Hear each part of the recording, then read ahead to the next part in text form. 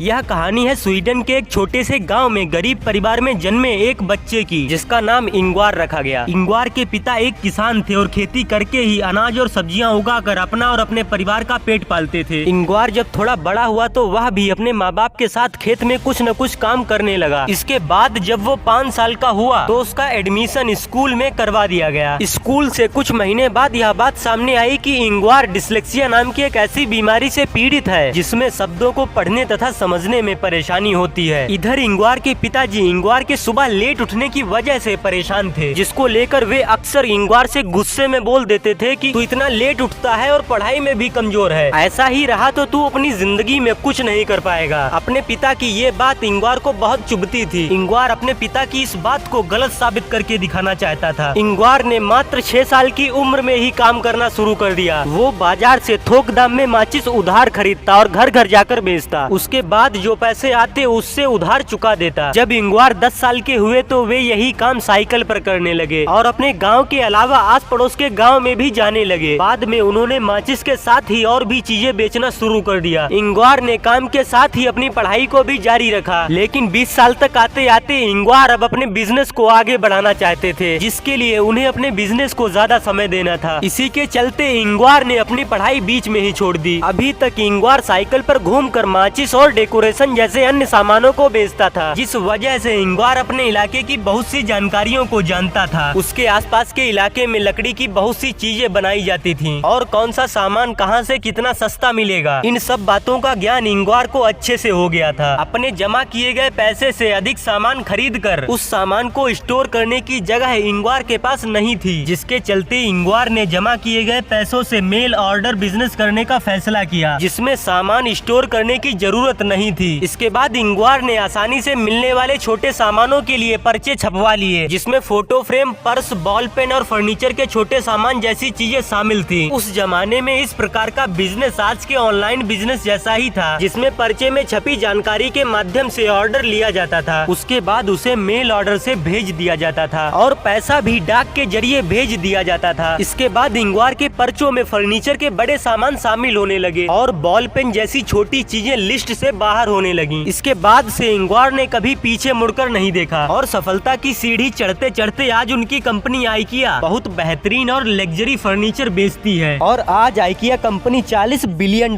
की है। जो अपने कदमों की काबिलियत पर विश्वास रखते हैं वही अक्सर मंजिल तक पहुंचते हैं। ऐसी ही और वीडियोस देखने के लिए चैनल को सब्सक्राइब जरूर करें।